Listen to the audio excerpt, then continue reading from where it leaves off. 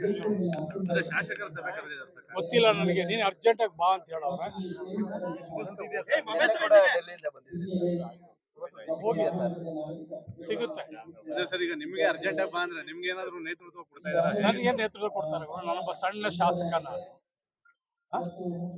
ನಾನು ಈ ಜಿಲ್ಲೆಯ ಮಗ. ಡಿ ಕೆ ಶಿವಕುಮಾರ್ ಅವರು ಈ ಜಿಲ್ಲೆಯ ಮಗ. ನನ್ನ ಆದ್ಯ ಕರ್ತವ್ಯ ಈ ಸಂದರ್ಭದಲ್ಲಿ ನಾನು ಅವ್ರ ಜೊತೆಲಿ ಇರ್ಬೇಕಾಗ್ತದೆ. ಅವರನ್ನ ಎಲ್ಲ ರೀತಿಯಲ್ಲೂ ನಾವು ಕಣ್ತುಂಬಿ ನೋಡ್ಕೊಳ್ಳುವಂತ ಒಂದು ಸಂದರ್ಭ. ಸಹಕಾರ ನಾವ್ ಯಾರನ್ನು ಮೀಟ್ ಮಾಡ್ಲಿಲ್ಲ.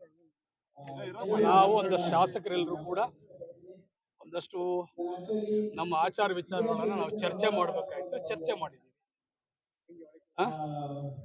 ಒಂದಷ್ಟು ಶಾಸಕರೆಲ್ಲ ಸೇರಿದ್ವಿ. ಮುಂದೆ ಏನ್ ಮಾಡ್ಬೇಕು ಅದ್ರ ಬಗ್ಗೆ ನಮ್ಮ ನಾಯಕರ ಬಗ್ಗೆ ಒಂದಷ್ಟು ಚರ್ಚೆಗಳನ್ನು ಮಾಡ್ಬೇಕು ಅಂತ ಚರ್ಚೆ ಮಾಡಿದ್ವಿ. ವಾಪಸ್ ಬಂದಿದ್ವಿ. ಡೆಲ್ಲಿಯಿಂದ ಬಂದ್ಮೇಲೆ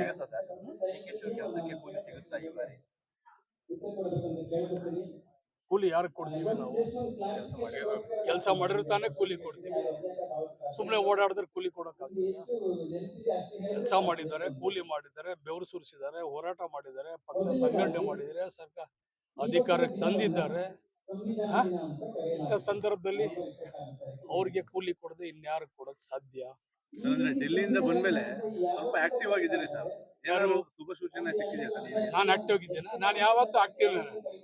ನೀವು ಯಾವಾಗ ನನಗೆ MLA ಶಾಸಕ ಅಂತ ಮಾಡಿದ್ದೀರೋ, ಈ ಕ್ಷೇತ್ರದ ಒಬ್ಬ ಸೇವಕ ಅಂತ ನನಗೆ ನೇಮಕಾತಿ ಮಾಡಿದ್ದೀರೋ, ಆವತ್ತಿಂದನೂ ನಾನು ಆಕ್ಟಿವ್ ಆಗಿದ್ದೀನಿ. ಅದ್ರ ಹಿಂದೆನೂ ನಾನು ಆಕ್ಟಿವ್ ಆಗಿದ್ದೀನಿ.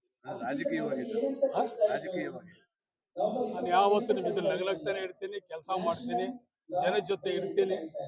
ಕೊರೋನಾ ಸಂದರ್ಭದಿಂದಲೂ ಇನ್ನು 2-3 ದಿನದಲ್ಲಿ ಫೈನಲ್ ಆಗ್ತದೆ ಅಂತ ಇದ್ದಾರೆ ಸರ್. ನಿಮ್ಗೆ ಅದೇ ನನಗೂ ಅದೇ ಸುದ್ದಿ ಬೇಕಾಗಿರೋದು. ಇನ್ನು 2-3 ದಿವಸದಲ್ಲಿ ಸುದ್ದಿ ಬರ್ತದೆ ಅಂತ ಹೇಳ್ತಾ ಇದ್ರೆ ನಾನು ಬಹಳ ಖುಷಿಯಾಗಿದೆ.